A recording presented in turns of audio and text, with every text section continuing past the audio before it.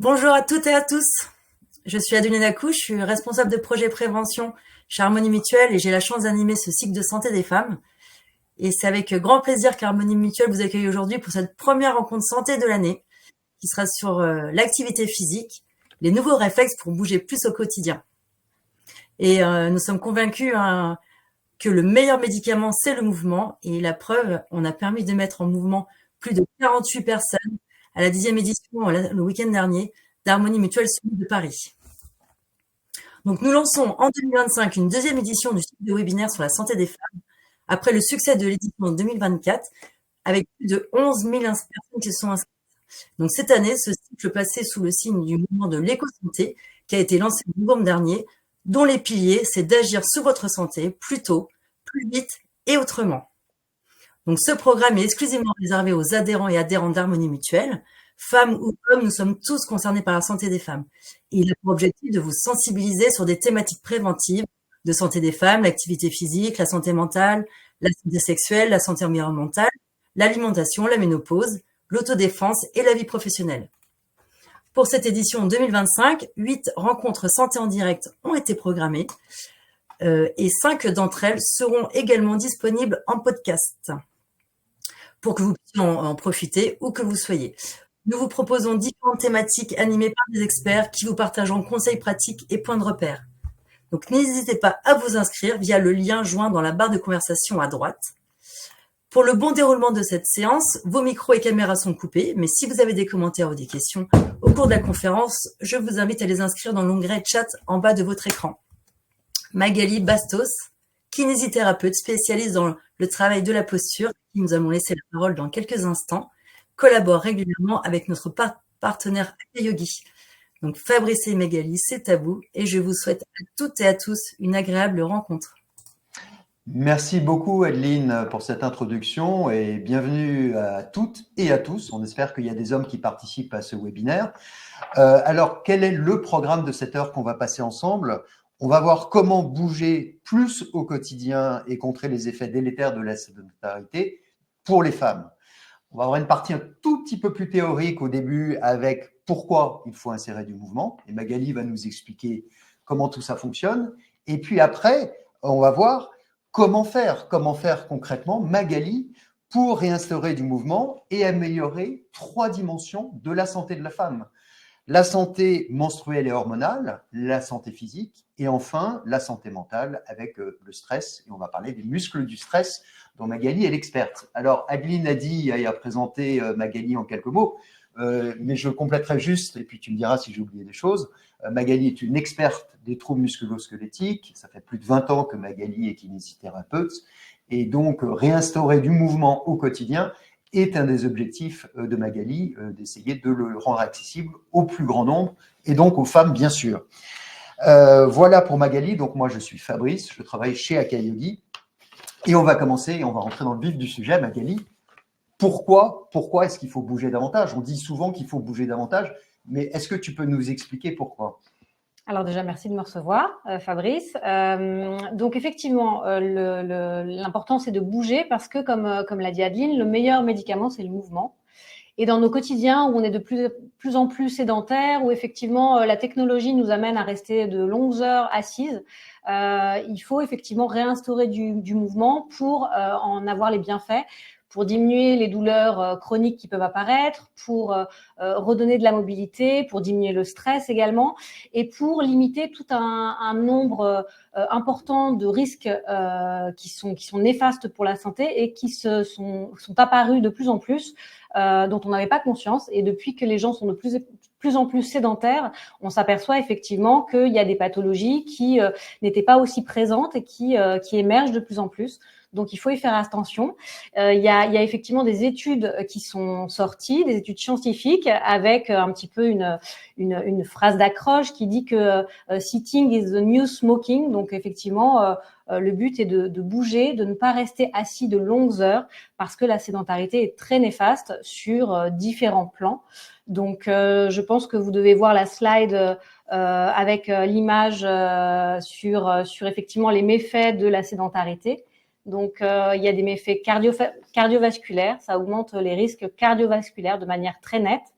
des risques métaboliques avec des types de diabète en fait qui peuvent effectivement, le diabète de type 2 qui peut augmenter, des risques donc circulatoires, des risques d'oxygénation, de perte de force musculaire ou de raideur et de douleur, et notamment aussi de TMS qui sont les troubles musculo-squelettiques et qu'on retrouve très souvent en entreprise pour les personnes qui sont sédentaires et qui passent des heures assis malheureusement devant leur écran.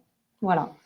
Tout ça est très clair. On dit souvent qu'après une journée de 6-8 heures, on va aller faire 1 heure de sport pour compenser cette sédentarité. Mais est-ce que ça suffit véritablement? Alors, effectivement, il faut faire en fait la différence entre la sédentarité et l'inactivité physique. En fait, l'activité physique, il y a l'OMS, l'Organisation mondiale de la santé, a émis des recommandations sur le fait que nous devons avoir 150 minutes par semaine d'activité modérée ou 75 minutes d'activité intense par semaine pour ne pas être dans la catégorie des inactifs physiquement. La sédentarité, c'est autre chose. Et finalement, les deux peuvent se combiner. La sédentarité, c'est le fait de rester de longues heures assises dans le quotidien. Donc, si on associe les temps de travail devant un écran, les temps de loisirs où on a envie de se reposer dans son canapé pour regarder un film ou une série, les temps où on est assis pour manger, les temps de transport par exemple, si on associe tous ces temps, finalement, quand on passe plus de 6 à 8 heures assis dans la journée, on est sédentaire.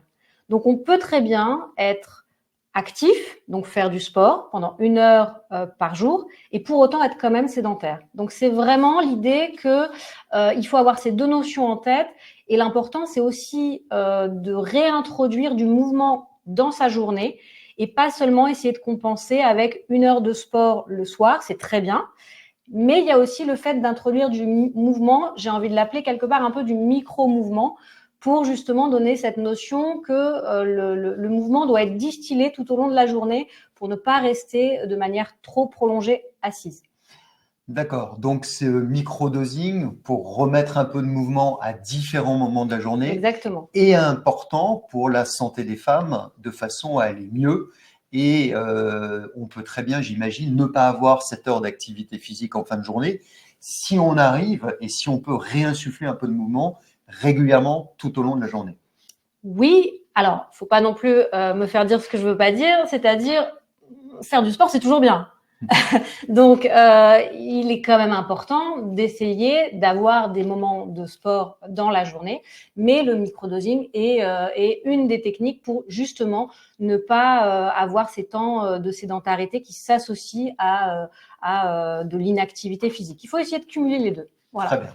Avoir cette idée que dans la semaine, il y a du sport un peu de manière intensive qu'il faut essayer de mettre, et en même temps, dans la journée, il ne faut pas faire des journées de 8 heures assis devant son ordi. C'est très clair. Merci Magali. On va rentrer dans la deuxième partie, dans la partie un peu plus pratique, qui consiste maintenant à voir comment en fait restaurer du mouvement dans son quotidien de femme. Et est-ce que tu peux nous expliquer en quoi le mouvement justement peut aider plus spécifiquement les femmes? Alors effectivement, les femmes, on a essayé de trouver 3 axes en fait qui pouvaient leur correspondre et qui leur parlent particulièrement. Donc c'est la santé hormonale, parce qu'elles sont, enfin la santé menstruelle et hormonale, parce qu'elles sont concernées tout au long de leur vie, que ce soit avec par exemple l'endométriose qui peut provoquer des douleurs et des problèmes de tension musculaire qui deviennent très douloureuses et chroniques. Les périodes de pré- et postpartum, donc de grossesse avant et après l'accouchement, qui sont des moments aussi où il y a des changements qu'il faut accompagner. Bien sûr. Et puis, il y a également la ménopause, qui est aussi un autre grand bouleversement et qui amène des tensions, son lot de tensions. Et c'est pour ça qu'il faut, dans toute cette partie-là, essayer de remobiliser pour donner du mouvement et que la partie, en tout cas du bassin, ne se fige pas ou le moins possible pour limiter que ce soit les douleurs ou les tensions qui pourraient s'y installer. Très bien. Donc, en fait, ce que tu vas nous expliquer pour cette première partie sur la santé menstruelle et hormonale, et après on parlera de la santé physique et de la Oui. santé mentale, c'est comment remettre du mouvement avec de l'activité physique pour justement bien gérer ces différentes périodes de la vie de la femme. Exactement. Et je te propose qu'on rentre concrètement dans des exercices, et donc tu vas me guider. On vous propose aussi d'ailleurs de faire derrière vos écrans ces exercices en même temps que moi. Magali va me guider pour une série d'exercices, donc sur toute cette partie liée effectivement sur la santé hormonale des Exactement. femmes. Donc je vais t'écouter. Alors, la première chose qu'il faut comprendre, c'est quand on parle de santé menstruelle hormonale, on parle du bassin. Et donc, on parle d'un muscle en particulier qui est le muscle du périnée. Donc, peut-être que ça parle à nos auditrices qui ont déjà entendu ce terme. Donc, le périnée, c'est un muscle qui se situe au niveau du bassin, qui est à sa partie inférieure, qui est en forme de losange et qui va permettre de soutenir en fait le bassin et tous les organes du petit bassin. Et ce qui est important de comprendre, c'est que ce périnée n'est pas tout seul, il travaille en synergie avec d'autres muscles au niveau du caisson abdominal. Le caisson abdominal, qu'est-ce que c'est ? C'est une harmonie de contraction et de fonctionnement entre le diaphragme, qui est le muscle respiratoire sous les côtes, le périnée, qui est en bas au niveau du petit bassin, la paroi abdominale avec les muscles abdominaux sur l'avant et les muscles paravertébraux qui sont les muscles le long de la colonne. Donc en fait, cet ensemble permet d'avoir 4 grands groupes musculaires qui font une stabilité au niveau du petit bassin et de l'ensemble de la posture. Donc il faut essayer de ressentir ce périnée et même les hommes peuvent le ressentir. Donc on va essayer ensemble de faire quelques exercices pour que ce soit plus parlant. Donc vous allez déjà prendre le temps de faire une respiration abdominale. Parce que comme je l'ai dit, le périnée, c'est la partie inférieure du caisson abdominal. Le diaphragme, c'est la partie supérieure. Et donc, l'idée, c'est de ventiler, de faire bouger ce diaphragme en rythme pour que le périnée aussi s'active en rythme en même temps que la respiration abdominale. Donc, on pose la main au niveau de l'abdomen. On inspire profondément par le nez. Et on expire par la bouche. Donc, à l'inspire, le ventre se gonfle et à l'expire, le ventre se creuse, c'est bien ça ? Voilà, à l'inspire, on gonfle le ventre. À l'expire, le ventre se relâche plus que se creuse. On n'essaye pas de le forcer, on n'essaye pas de le rentrer, on essaye juste de relâcher et effectivement, il va se dégonfler. On prend le temps, on inspire profondément par le nez en gonflant le ventre et on expire. On laisse le ventre se relâcher et l'air sortir par la bouche.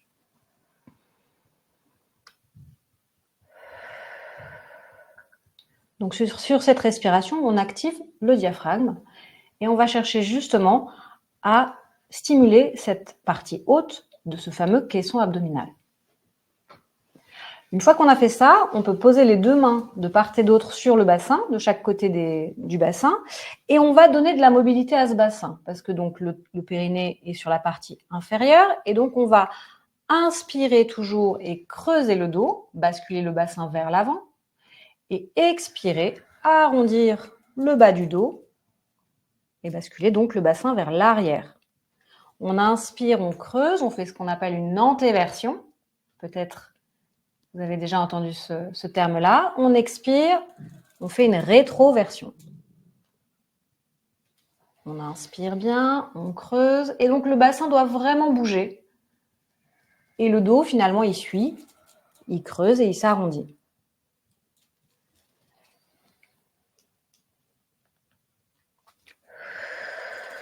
On le rythme toujours avec la respiration. Encore une fois, on inspire, on creuse. On expire, on arrondit.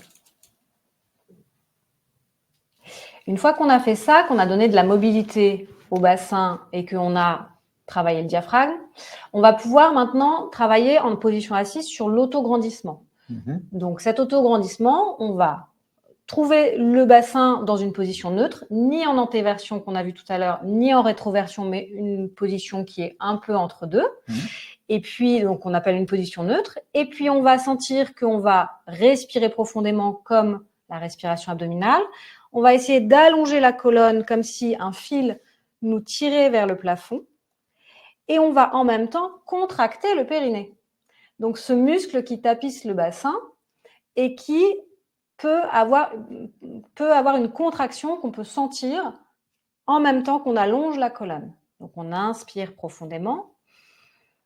On expire, on allonge la colonne, on se grandit, le sommet du crâne vers le plafond, on contracte le périnée, on relâche, on inspire, on expire, on allonge le sommet du crâne et on contracte le périnée. On t'expire quand tu montes. Exactement, sur l'autograndissement, on allonge la colonne. Et je tiens à préciser que tu peux le faire également parce que toi aussi, tu as un périnée. Tout le monde a un périnée. Il n'y a pas que les femmes qui ont un périnée. Les hommes, peut-être, qui suivent le webinaire, peuvent le faire également et sentir qu'une contraction est possible au niveau du petit bassin et qui doit s'associer justement à cet autograndissement pour avoir ce fameux caisson abdominal qui travaille dans son ensemble. C'est-à-dire que là, on a le périnée, la respiration, l'autograndissement avec les muscles paravertébraux dont je parlais tout à l'heure, et puis cette stabilisation au niveau du ventre. Donc, on a vraiment ce caisson qui accompagne cet autograndissement et qui permet d'avoir une posture allongée, érigée, et qui nous permet justement de ne pas être avachi et en fin de journée d'avoir moins de fatigue parce qu'on a dynamisé cet autograndissement. D'accord. Très clair. Voilà. Et donc ça, ces exercices vont permettre d'amoindrir les tensions, les douleurs au niveau du périnée. Exactement. Le fait de le stimuler, déjà, ça permet d'en prendre conscience, de savoir qu'il est là, qu'il est présent, qu'on peut le contracter à plusieurs moments dans la journée. Typiquement, quand on est devant son ordinateur et qu'on est assis, c'est un exercice qu'on peut faire simplement. Mais également, tout simplement, quand on est dans son quotidien, par exemple dans une file d'attente, on fait la queue à la caisse au supermarché, et on peut penser à contracter ce périnée avec des contractions répétées pour justement le stimuler et qu'il y ait toujours une dynamisation. Parce que c'est vrai que sur plusieurs phases de la vie, le périnée peut être un peu mis à mal par typiquement la grossesse qui fait qu'il y a une distension qui est normale, qui est naturelle, mais ensuite il faut aller le retonifier. Et pour l'endométriose, ces exercices soulagent aussi des douleurs ou pas? Oui. Alors pour l'endométriose, c'est un petit peu différent. C'est pas tant un relâchement, c'est que l'endométriose peut, pas toujours, mais peut être douloureuse, surtout au moment des cycles. Et forcément, la douleur, que fait le corps quand il y a une douleur? Il a tendance à se contracter. Et donc là, ça va être peut-être un petit peu le schéma inverse, c'est-à-dire qu'il va être en hypertension tout le temps, hypertonique. Et donc, lui redonner de la contraction, mais aussi du relâchement, de la contraction, du relâchement sur des petits exercices comme ça lui permet justement à ce périnée de prendre conscience de ce que c'est qu'une contraction, mais aussi un relâchement. Et donc, ça lui permet de retrouver un équilibre plus harmonieux finalement dans ce quotidien qui parfois est un peu trop douloureux à cause de l'endométriose. Donc, cette contraction de périnée est efficace pour renforcer quand on en a besoin, mais également pour ressentir aussi cette différence entre ce que c'est que la contraction, le relâchement, qui peut parfois être un peu perturbé quand il y a trop de douleur sur ces régions-là et malheureusement qui peuvent être présentes en cas d'endométriose. Ok. Je crois que tu avais un dernier exercice sur la sangle abdominale. Oui, parce que donc on a parlé effectivement de l'autograndissement avec les paravertébraux, de la respiration avec le diaphragme, du périnée avec cette contraction. Et ce qu'on a devant, c'est ce qu'on appelle la sangle abdominale avec les abdominaux. Et donc, on va faire un petit exercice un peu plus technique. Donc, on va se mettre en avant de la chaise. Alors, je vais peut-être me mettre aussi sur le côté, en avant de la chaise. Et on va essayer de trouver un équilibre en appui sur le coccyx. Et vous tenez à la force des abdominaux, vous redressez le buste. On inspire, on expire. On allonge bien le dos et on tient bien. Et on relâche. Et il est pas simple. Non, il n'est pas simple. Alors, les autres exercices que tu as montrés, les 3 premiers, on peut les faire debout aussi, bien sûr. Évidemment. C'est pour ça que je mentionnais qu'on peut le faire dans une file d'attente aussi. L'autograndissement, il peut se faire évidemment debout. Et la contraction du périnée, la respiration abdominale, tout ça peut se faire debout et même allongé, j'ai envie de dire. Quand on rentre chez soi le soir, ça peut être un temps de routine où effectivement on se pose à la fin de la journée et on apaise un petit peu les choses avec aussi ces exercices. Alors, merci beaucoup Magali. Je crois qu'on a des questions. Dan, si tu veux les partager. Bonjour Magali, bonjour Fabrice, bonjour à toutes et à tous. On a une question de Lalisa qui se demande si vous avez des exercices doux, très doux, pour détendre le psoas. Alors, pour le psoas, oui. C'est un peu une autre thématique. Il peut être, si c'est dans cette idée de santé hormonale et menstruelle, faut savoir qu'il peut être aussi tendu lors de problèmes d'endométriose parce qu'il est très proche du bassin. Et il y a 2 choses qu'on peut faire. Donc, il faut savoir que le psoas est sur la partie avant. Tu peux peut-être juste montrer où est le psoas? Alors, en fait, c'est un muscle qui est accroché à la partie avant des vertèbres. Donc, les vertèbres, elles sont derrière et il est à la partie avant et il part de chaque côté en diagonale et il va vers les fémurs. Ce psoas, il est proche de tout l'appareil digestif. Donc, il peut être très impacté par les problèmes digestifs et une digestion qui a du mal à se faire ou des personnes un peu avec de la constipation un peu excessive peut faire que le psoas a tendance à emmagasiner de la tension. Donc, la respiration abdominale qu'on a fait tout à l'heure permet de faire un massage au niveau de l'appareil digestif et donc de limiter ces tensions. Déjà, une première chose. Et puis, un exercice que j'aime bien pour le psoas, c'est on se met sur le côté de la chaise, la jambe en arrière. Alors,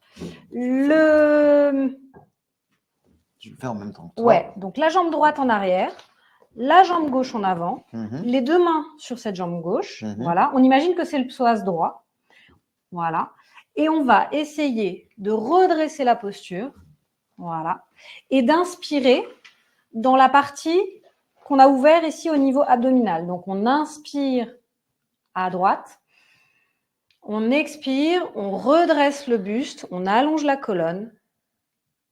On inspire dans le ventre ici à droite. Et à l'expiration, on recule bien la jambe, on allonge la colonne. Voilà. Et donc, l'idée, c'est que le psoas qui est, je me permets, qui est ici et un peu en diagonale qui descend vers le fémur, là, on va lui donner de l'ouverture. On va étirer cette partie-là par l'ouverture du buste et le redressement et en même temps par cette jambe qui est sur le côté en arrière. Donc, on va chercher de l'extension et de l'ouverture sur cette partie-là. Ah, effectivement, je sens tout l'étirement donc on peut sur faire la partie ouverte. Droite et gauche. Il faut faire bien sûr les 2 côtés, voilà. symétrique, c'est ça qui est évidemment. important. Et donc, pas oublier de respirer parce qu'il travaille en synergie avec le diaphragme. Donc voilà, ça c'est important de le faire tous les exercices avec la respiration. Je crois qu'il y a une autre question. Alors oui, on a une question, mais qui est finalement assez générale et qui est plébiscitée par beaucoup de personnes. C'est combien ces exercices doivent se faire combien de temps à chaque fois? Tout ce qu'on vient de voir. Alors, ce que j'ai l'habitude de dire à mes patients, c'est que les kinés, ils savent pas compter plus que 10. Donc, on le fait jusqu'à 10. Et généralement, on fait 3 séries pour laisser le temps au corps de s'installer dans l'exercice, dans la posture. Donc, 3 x 10, c'est un bon repère. Maintenant, si vous faites 3 x 8 ou 3 x 12, c'est pas très grave. L'important, c'est de prendre le temps de le faire sur la respiration, de vraiment rythmer avec la respiration et voilà, d'avoir un petit peu un repère, une dizaine, c'est très bien. Ouais, je crois que quelqu'un m'avait expliqué qu'en fait, pour que le muscle se relâche, il fallait compter 6 temps. Exactement. Okay, c'est ça. Hein. Et alors, c'est pour ça que l'inspire et l'expiration lente sont importantes parce qu'effectivement, quand on inspire profondément et qu'on expire profondément, généralement, on est autour de 5 à 6 secondes. Donc là, on est bon. Mais de le répéter une dizaine de fois, c'est très bien. Voilà. Autant que possible, quand vous faites la queue, vous êtes au bureau et vous avez un moment disponible ou à d'autres moments. Le plus possible. Exactement. Soit c'est des moments dédiés où on fait 3 séries de 10, soit c'est distillé un peu dans la journée, et à ce moment-là, on fait ce qui est possible. Exactement. Je te propose, Magali, qu'on passe maintenant à la partie santé physique. Oui. On va parler du risque cardiovasculaire, du cancer du sein et l'ostéoporose. Alors, on dit que l'activité physique est une bonne chose pour le cardiovasculaire. Je crois qu'on ne réalise pas toujours l'impact de ces risques sur la population féminine. Est-ce que tu as quelques chiffres à nous partager ? Alors effectivement, on s'est rendu compte qu'il y avait de plus en plus de femmes qui étaient touchées par les problématiques cardiovasculaires. 75 000 femmes meurent par an de problématiques cardiovasculaires. Aujourd'hui, une femme sur 4 de plus de 65 ans a un infarctus, alors qu'avant c'était 1 sur 6. Avant c'était il y a 20 ans, donc c'était il n'y a pas si longtemps. Et donc effectivement, tous ces phénomènes de sédentarité qui sont liés à nos modes de vie qui ont évolué, malheureusement impactent la santé cardiovasculaire des femmes. Donc, c'est important d'avoir ça en tête et d'en tenir compte et d'essayer justement de lutter contre tout ça. Alors, on parle beaucoup du cardiovasculaire, mais on sait un peu moins et on connaît un peu moins au niveau de la population générale de l'impact justement du manque de mouvement et de la sédentarité sur le cancer du sein. Oui. Tu as quelques chiffres là-dessus ? Donc, il y a des études qui sont sorties récemment, effectivement, et il est mis en lien, il y a un lien qui a été établi entre, effectivement, sédentarité et cancer du sein, avec une augmentation du risque de 15% de cancer du sein au cas de sédentarité. Donc, c'est quand même pas du tout négligeable et c'est très significatif et il faut effectivement prendre ce problème à bras-le-corps pour essayer de diminuer cette mauvaise statistique, malheureusement. Ouais. Et puis, la troisième chose, c'est l'ostéoporose. Oui. On sait que ça a un impact direct, le manque d'activité a un impact direct, mais tu vas peut-être nous rappeler ce que c'est que l'ostéoporose. Alors, l'ostéoporose, ça rejoint effectivement cette partie santé physique et la partie précédente où on parlait de santé hormonale parce que c'est a priori à l'âge de la ménopause. Et effectivement, c'est la densité osseuse qui a tendance à diminuer. Et c'est très en lien avec le changement d'hormones. Donc, un examen d'ostéodensitométrie est souvent proposé en préménopause ou alors lorsque la ménopause est installée par soit le gynécologue, soit le rhumatologue. Et donc, il est bon d'en faire tous les 2 ans à ce moment-là pour justement vérifier quelle est la densité osseuse et pour vérifier que justement elle reste stable et qu'on ne risque pas des fractures de fatigue. Et on a un certain nombre d'exercices à vous proposer justement sur ce sujet. Oui. On va les faire ensemble. Magali va me guider, mais bien sûr, n'hésitez pas à les faire aussi derrière vos écrans. Donc, et donc, le lien par rapport au cardiovasculaire, par rapport au cancer du sein est établi sur la sédentarité. Par rapport à l'ostéoporose, on sait que l'os se constitue, se densifie avec l'activité physique, justement avec la compression. Donc, c'est pour ça qu'il est bon dans ce cas-là de faire du renforcement.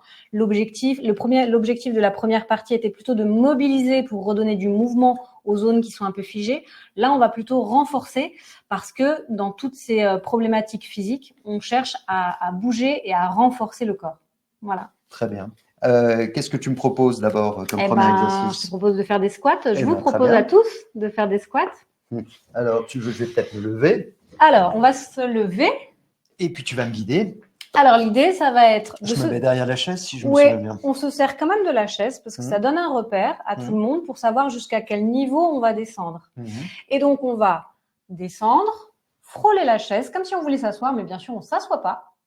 Et on remonte. J'inspire ou pas à un moment ? Oui, on inspire, on expire, on monte. On inspire, même on peut rester. 1, 2, 3, on souffle, on monte. On inspire, 1, 2, 3, on souffle, on monte. Et on peut sentir que les quadriceps peuvent commencer à chauffer peut-être un petit peu. Et on souffle, on monte. Encore. Allez, 1, 2, 3, on souffle, on monte. Allez, une dernière. Je n'ai pas compté jusqu'à 10, mais on y est peut-être. Je ne sais pas. Et on relâche. Donc ça dynamise les quadriceps, qui sont des muscles puissants au niveau du corps, qui justement permettent de vraiment réveiller le corps, dynamiser et même qui réveillent aussi les personnes pour justement leur donner un peu de peps et de dynamisme dans une journée où ils sont parfois un peu trop installés dans leur fauteuil. Même moment de coup de mou après la digestion ou peu de temps après le déjeuner ou le matin quand tu arrives au bureau et tu n'es pas tout à fait réveillé. Exactement. Et puis on peut le voir aussi comme l'idée de savoir ce qu'on a à faire. Si on a une réunion, même en visio, même en télétravail, on doit être dynamique, on doit impulser un petit peu de l'énergie aux personnes qu'on a en face, eh bien on peut soi-même se dynamiser par un exercice qui est un peu de renforcement justement pour se réveiller et pour se donner du peps. Voilà. Alors, tu as parlé de l'ostéoporose, qui est donc la diminution de la densité osseuse, mais il y a aussi une perte musculaire qu'on a avec l'âge et après la ménopause. Donc, j'imagine que ce renforcement de ce quadriceps est très, très bon avec ces squats pour Exactement. Donc, cette diminution de masse musculaire s'appelle la sarcopénie, si peut-être certaines ont déjà entendu ce terme. Et donc, c'est effectivement la perte de masse musculaire. Donc, ça, il ne faut pas laisser ça s'installer. Il y a des solutions et pour ça, les solutions, c'est les exercices réguliers. Donc, dont les squats. Voilà. Un exercice aussi intéressant, on peut passer derrière la chaise. Ouais, donc je vais avancer un petit peu la chaise. Ouais. On peut se tenir à la chaise parce que c'est toujours pas mal d'avoir quand même un petit point d'appui. Et on va juste travailler sur le renforcement de ce qu'on appelle les triceps. C'est les muscles des mollets. Et donc, on va monter sur les pointes. Et là, j'expire ou j'inspire? T'inspires en montant, t'expires en descendant. On inspire, on monte. On expire, on descend. On inspire, on monte. On peut même toujours faire un temps de pause. On expire, on descend. Alors cet exercice, il a l'air de rien, il est plutôt simple à mettre en place et pourtant il est très important parce qu'il favorise ce qu'on appelle la pompe circulatoire. La pompe circulatoire, c'est ce qui permet de ne pas avoir les jambes qui gonflent. Quand on est assis longtemps, il y a une des problématiques qui est les jambes qui gonflent parce qu'on est resté trop longtemps assis et parce qu'on n'a pas dynamisé cette pompe circulatoire. Et cette contraction au niveau du mollet, c'est justement ce qui chasse le sang vers le cœur, qui provoque le retour veineux et qui permet justement de ne pas avoir du sang qui stagne et des jambes qui s'ankylosent et qui gonflent. Voilà. Donc ça, c'est effectivement un exercice simple qu'on peut faire. On peut le faire presque partout en fait. Ah oui, sur les deux pieds, sur un pied, très simple à faire. Ok, on prendra peut-être les questions à la fin des exercices. Ok. Donc, une fois qu'on a fait ça, on va rester toujours derrière sa chaise. Comme ça nous donne un petit repère. On va ouvrir le pied, par exemple le pied droit, et on va se mettre sur un pied. Donc, on a déjà dynamisé le triceps. On se met sur un pied. Et là, on travaille son équilibre avec, comme tout à l'heure, l'autograndissement. Donc, je ne me tiens pas à la chaise. Voilà. Et on plie un peu le genou. Voilà. Donc, on reste. Un peu la chaise pour voilà. qu'on voit bien. Très bien. Et donc là, l'idée, c'est de sentir que le corps, il est ancré au sol. Voilà. On travaille l'équilibre qui, effectivement, peut être une problématique quand on a, par exemple, de l'ostéoporose. Voilà, ça peut être une des problématiques. Et c'est très important parce qu'il faut avoir un équilibre qui est stable. Et pour travailler encore plus cet équilibre, une fois qu'on a fait ça et qu'on est dans cette position, qu'on respire profondément, on va tourner la tête à droite et à gauche, tout doucement. Et derrière vos écrans, allez-y vraiment doucement, parce que quand on tourne la tête à droite et à gauche, ça déstabilise. Et on sent l'équilibre latéral qui vacille. Exactement. Et donc, la cheville essaye de s'équilibrer, le genou essaye de s'équilibrer, c'est normal, mais c'est important de le travailler avec ce quadriceps qui aussi peut commencer à chauffer à nouveau pour stabiliser. Et on sent que c'est le mollet qui chauffe là surtout. Le mollet, le quadriceps, tout, ça travaille. Et on relâche, et bien sûr, quand on a fait droit, on fait l'autre côté. On fait gauche parce qu'on n'a pas le même équilibre à droite et à gauche. Donc, c'est bien d'aller le travailler et de le tester. On respire profondément et on allonge la nuque.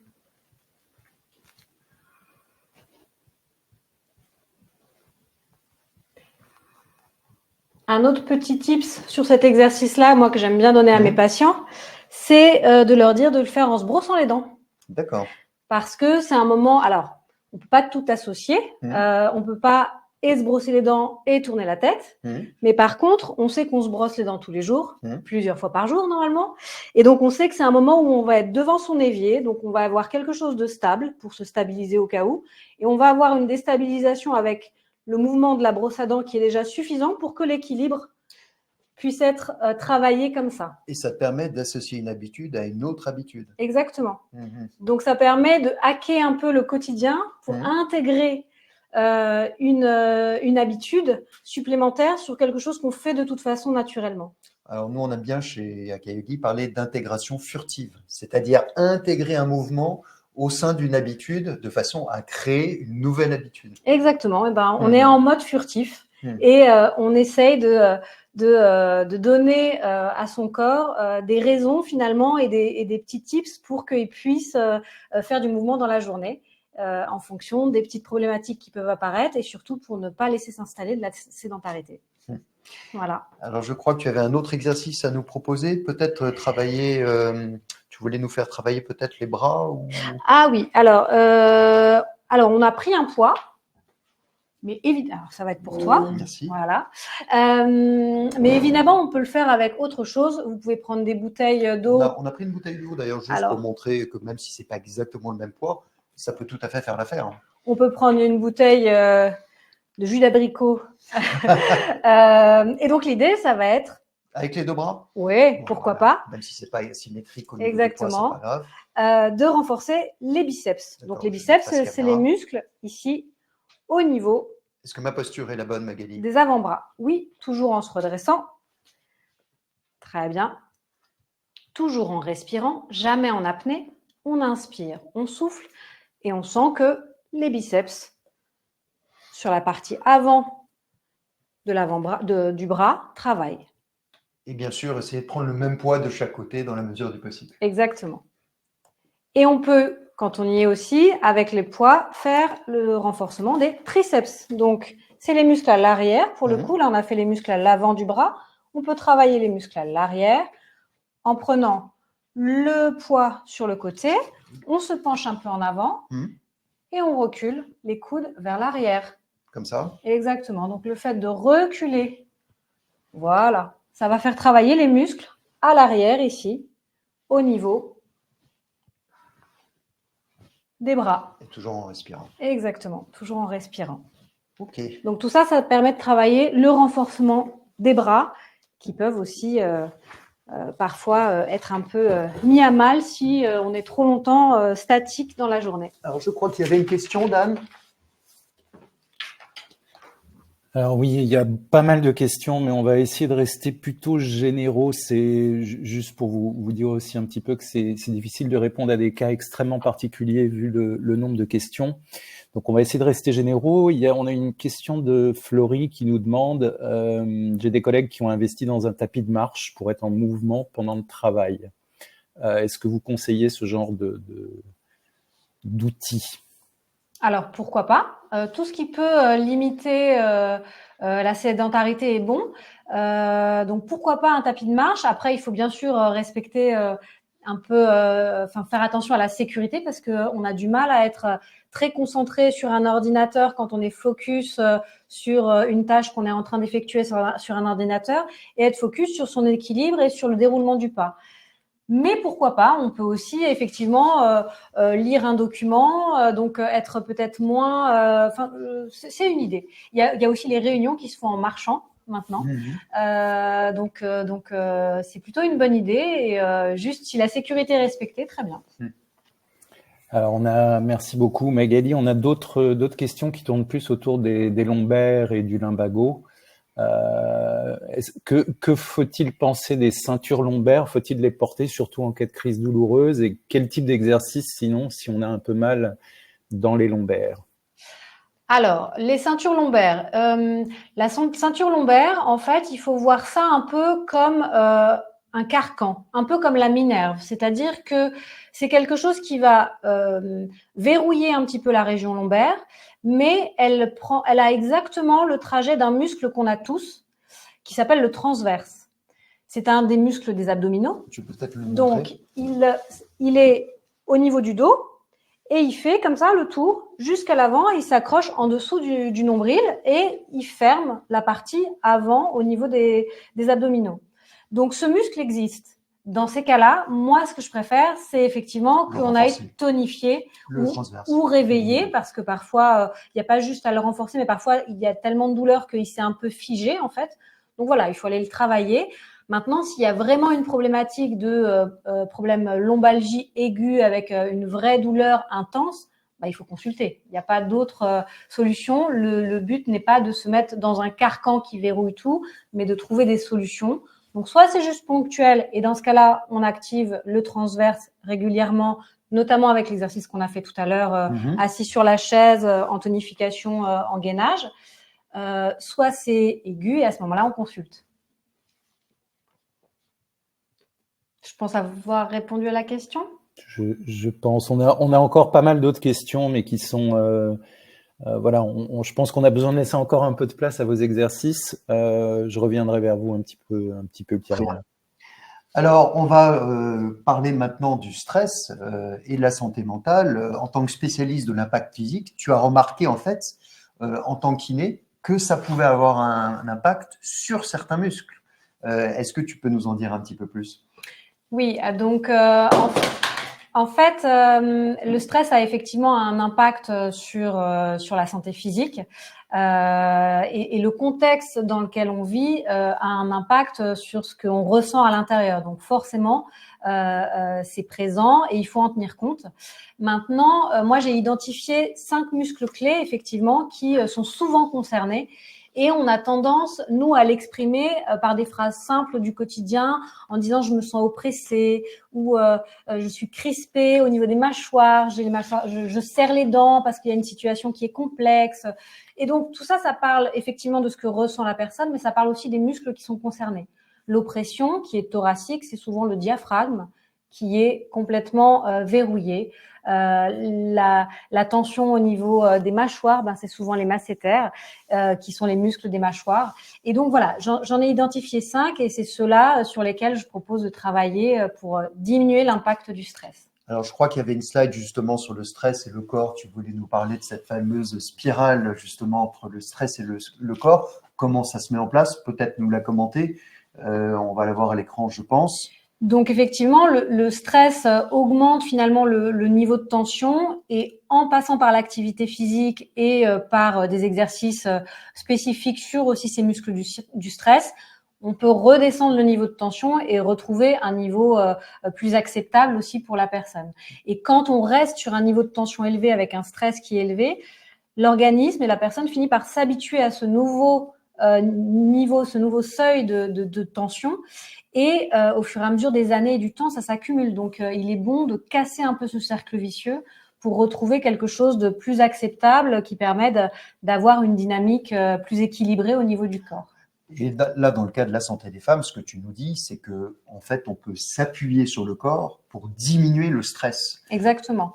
Exactement. Le corps est vraiment un vecteur sur lequel on peut s'appuyer pour diminuer ce niveau de stress et retrouver un peu de sérénité dans nos journées de femmes chargées, surchargées parfois, et faire descendre ce qu'on appelle la charge mentale.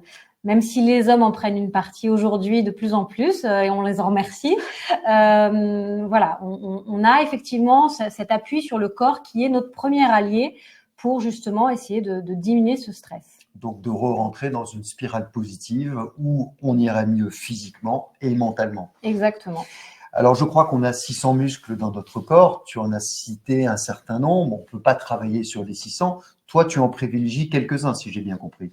C'est ça. Donc, en fait, effectivement, on est sur les fameux 5 muscles du stress. Et donc, si on les récapitule, donc il y a le diaphragme qui est le muscle respiratoire. Et pour que vous compreniez, il est là, voilà, c'est ça ? Il est là sous les côtes et c'est un dôme en fait avec 2 coupoles. Et donc, à l'inspire, il a tendance à s'abaisser et à l'expire, il remonte. Et donc, voilà, activer le diaphragme, c'est important avec cette respiration abdominale qu'on a vue tout à l'heure. Il y a également les masséters dont j'ai parlé tout à l'heure, qui sont les muscles des mâchoires. Ensuite, il y a des muscles qu'on appelle les sous-occipitaux. Alors, ceux-là, ils sont moins connus. On va peut-être juste les montrer à C'est la les caméra. muscles à la base du crâne. Donc, juste toute cette partie-là, c'est ça? Exactement. Et Mhm. quand on passe sur ces points-là, ils peuvent être douloureux. Mhm. Pourquoi cela? Parce que c'est des ajusteurs de la position de la tête. Donc, en fonction des tensions au niveau des yeux, quand on passe beaucoup de temps sur écran avec les yeux qui picotent, les yeux qui pleurent, des maux de tête parfois qui peuvent arriver, les sous-occipitaux, ils font ce qu'ils peuvent pour stabiliser, s'ajuster et ajuster la position de la tête, parce que l'homme debout ou l'homme assis, en tout cas l'homme en général, le but de l'individu, c'est le regard horizontal. Et le regard horizontal passe par l'ajustement de la position de la tête avec ces petits muscles qui travaillent souvent et un peu trop. Un autre muscle du stress, donc là on en a déjà 3. Un autre muscle du stress, c'est le trapèze. Donc le trapèze, c'est le muscle des épaules, où les gens ont souvent des épaules tendues, remontées, enroulées. Ils finissent un peu avec même le dos voûté parfois. Donc voilà, j'en reçois beaucoup dans mon cabinet et on essaye de déprogrammer ça. Mais c'est vrai que c'est pas mal de travailler en amont dès que vous pouvez, détendre ces muscles. Ça permet d'éviter d'après d'aller chez le kiné ou chez le médecin. Voilà. Donc, on a vu les 5 muscles du stress. Ah non, on a oublié un. Oublié un, le piriforme. Bah, le piriforme. Alors, le piriforme, c'est quoi celui-là? Celui-ci, il est situé au niveau du bassin.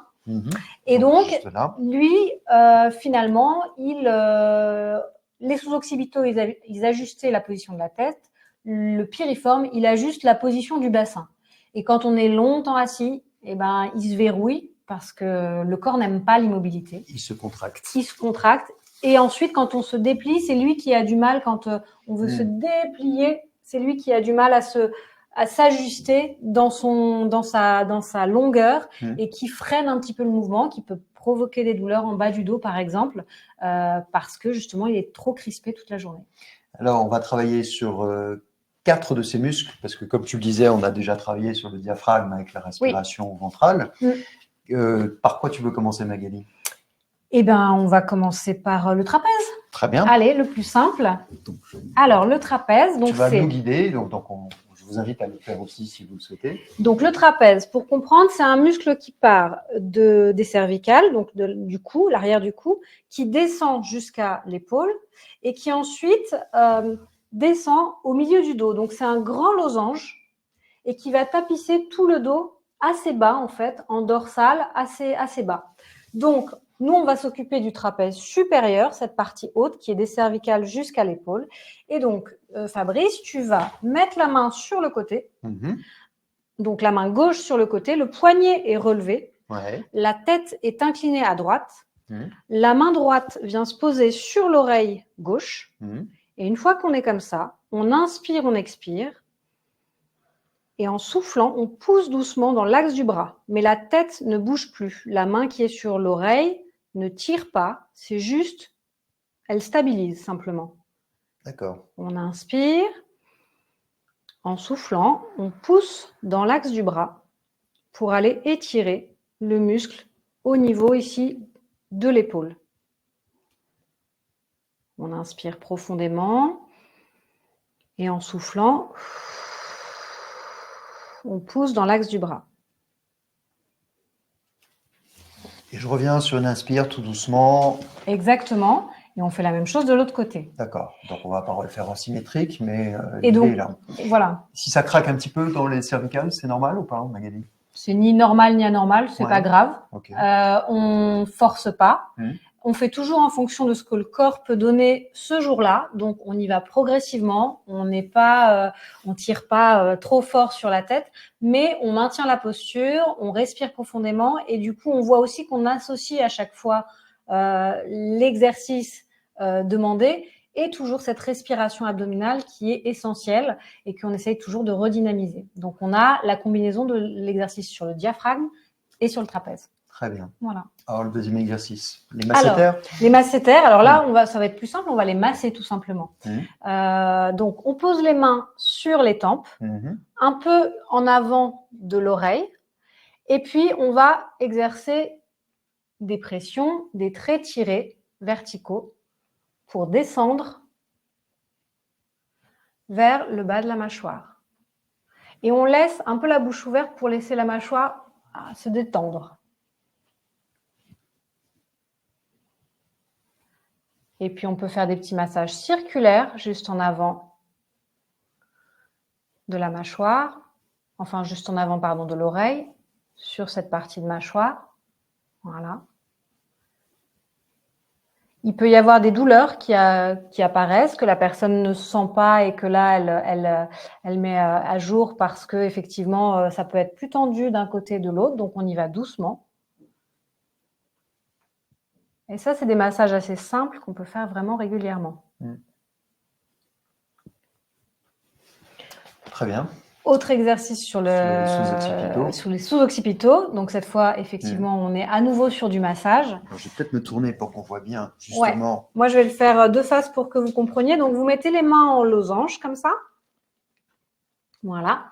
Les pouces vont être donc, les doigts vont se poser sur le crâne et les pouces vont effectuer des petits mouvements circulaires sur toute la ligne qui part de la base du crâne et qui va vers les oreilles. Et on fait des petits ronds avec et tu reviens. Les pouces. Voilà, exactement. Donc ça, il ne faut pas hésiter, on y va tranquillement. Ça peut être aussi un peu douloureux, mais ce n'est pas grave. Il faut vraiment voir la douleur qui peut apparaître comme un signal d'alarme. Ce n'est pas grave d'avoir une douleur, il faut en tenir compte. Il faut y aller doucement et se dire que c'est une chance finalement d'avoir ce signal d'alarme pour savoir qu'on peut agir dessus et qu'on peut faire quelque chose. Soulager la tension ou la douleur. Exactement. Okay. Donc, on a vu le trapèze, les piriformes, les masséters, les sous-occipitaux, le diaphragme et il reste donc les piriformes. Donc, le piriforme, alors, on est en avant de la chaise, le dos n'est pas sur le dossier, on croise une jambe par-dessus l'autre. On va mettre les deux mains sur le genou et ramener le genou en direction de l'épaule opposée. Donc là, alors je me mets dans le même sens que toi, pardon. On a mis le genou gauche croisé sur la jambe, la jambe droite croisée sur la jambe gauche. On va inspirer et en expirant, on ramène le genou droit en direction de l'épaule gauche. Ouais, on sent tout de suite que ça étire. On relâche, on inspire. À l'expire, on ramène le genou droit en direction de l'épaule gauche. Et ça doit tirer normalement dans la fesse droite. Et on le rythme toujours avec la respiration. Et pour ceux qui ne sentent pas forcément l'étirement et qui veulent aller un peu plus loin, on peut amener progressivement un peu de torsion en se tenant au dossier de la chaise pour amener en plus de la torsion. Et en se guidant avec le regard un peu sur l'extérieur. Exactement. Toujours en respirant, en allongeant la nuque. On inspire et à l'expire, le genou en direction de l'épaule et la torsion avec le maintien au niveau de la chaise pour vous aider. Toujours en y allant doucement et en respectant ce que le corps peut donner aujourd'hui. Effectivement, on sent que ça étire énormément du côté en question. Exactement. Merci pour ces exercices. Je pense qu'on a le temps de prendre quelques questions, Dan. Oui, alors il y a pas mal de questions qui tournent autour des articulations. Et peut-être que ça, c'est aussi encore un autre mal du siècle lié à la sédentarité, sur les poignets, les genoux, parfois les épaules. Est-ce que là-dessus, il y a des recommandations, pas nécessairement peut-être d'exercices très précis, mais en tout cas de routine ou peut-être de sport léger pour remettre du mouvement sur ces articulations? Alors, chez Akayogi, on a un super protocole flash. Oui, on va peut-être vous le montrer. Justement sur les 7 articulations. Et donc, on aime bien ce protocole flash pour justement mobiliser l'ensemble des articulations. Ça se fait très rapidement.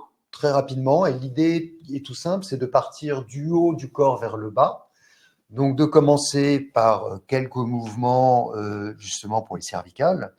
On va tout simplement faire des rotations des cervicales en inspirant à la montée et en expirant à la descente. Donc, on peut le faire 2-3 fois de chaque côté. Et là, de façon symétrique, je vais aller de l'autre côté. J'inspire à la montée et j'expire à la descente. Ensuite, pour remettre un peu de mouvement justement dans les épaules, je me mets de travers, on va ouvrir à l'inspire et rapprocher à l'expire. Donc j'inspire, les épaules s'ouvrent, je rapproche les deux omoplates, j'expire, je reviens à la position de départ. J'inspire, j'expire.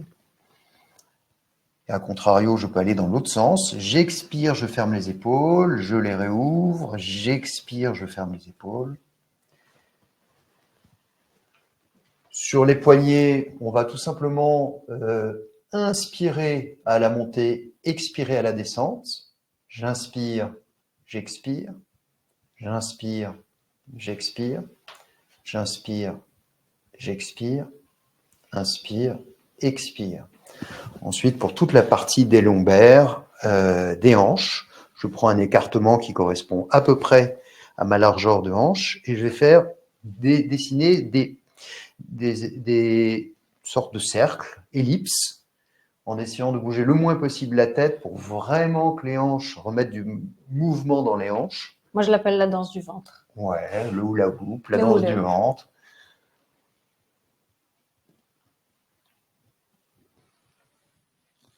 Ensuite, au niveau des genoux, on fait des choses très simples. Je mets les deux mains sur les genoux et je vais aller de l'intérieur vers l'extérieur en faisant des petites rotations, tout simple.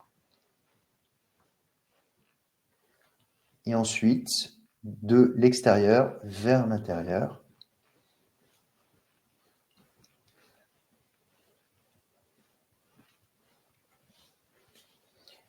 Et enfin, la dernière articulation, les chevilles, tout simplement, essayez de dessiner des petits cercles dans un sens, puis dans l'autre sens.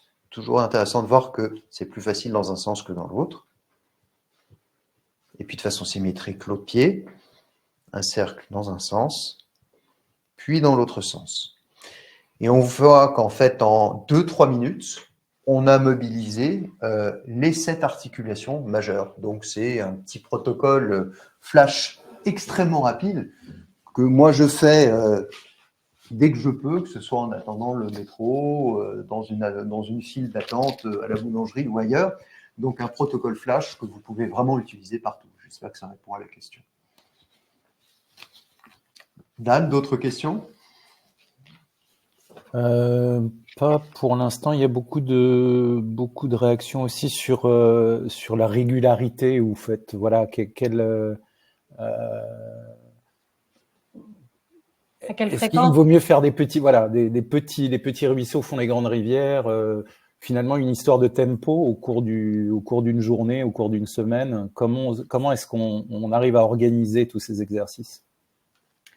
Il faut essayer de les mettre tous les jours dans son quotidien. Alors, c'est vrai que c'est pas facile au début de trouver les moments, mais soyez attentifs, j'ai envie de dire, à votre propre quotidien et de vous dire qu'est-ce qui est récurrent et à quel moment je peux mettre ça dans mon quotidien. Donc, tout à l'heure, j'ai donné l'idée de quand on se brosse les dents.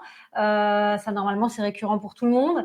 Est-ce qu'il y en a qui prennent le métro? Est-ce qu'il y en a qui sont dans l'autobus? Est-ce qu'il y en a qui vont être plutôt dans des files d'attente parce que c'est eux qui font les courses. Donc là, ils se renforcent avec les packs d'eau et puis la contraction dans la file d'attente. Voilà, faut essayer de trouver chacun dans son quotidien des petits moments où effectivement vous allez pouvoir l'intégrer. Mais par contre, c'est vrai que c'est vraiment régulier et quotidien. Ça, c'est important. Je te propose qu'on conclue bientôt parce que malheureusement l'heure tourne. Alors peut-être pour la conclusion, on a vu énormément de choses. On a vu beaucoup de mouvements. Vous choisissez le mouvement qui vous convient le mieux, celui qui vous a fait du bien. Notre recommandation, c'est garder ce mouvement ou ces mouvements que vous avez particulièrement remarqués. Le deuxième conseil qu'on voulait vous proposer, c'est la stratégie des petits pas. Allez-y tranquillement, sans vous mettre une pression supplémentaire. Et puis enfin, soyez patient, indulgent avec vous-même, sans culpabiliser par rapport à tout ce qu'on vous a indiqué. Mais par contre, persévérez. C'est vraiment le maître mot en fait que tu avais de façon latente. Persévérez, faites-le régulièrement Pensez à ces incursions furtives de façon à remettre un peu du mouvement tous les jours pour créer vos bonnes habitudes. Voilà, Exactement. juste avant aussi, je voulais montrer le livre de Magali qui est les 10 minutes pour se détendre, pour détendre les muscles du stress, qui sort, je crois, à la fin du mois chez Marabout. Donc, si vous voulez en savoir plus, Magali vous donnera plus d'exercices. Et enfin, vous remercier. Merci Magali. Et Merci. de redonner la parole à Adeline. Merci beaucoup.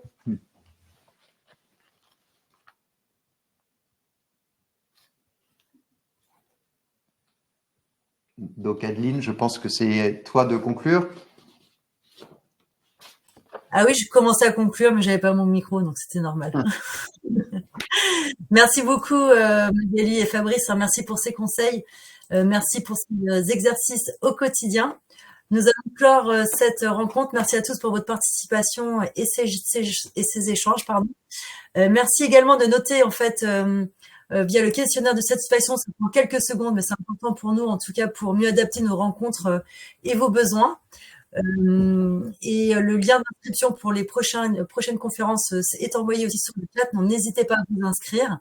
Je vous souhaite une excellente journée et je vous souhaite un excellent week-end et je vous dis aux prochaines rencontres santé. Merci.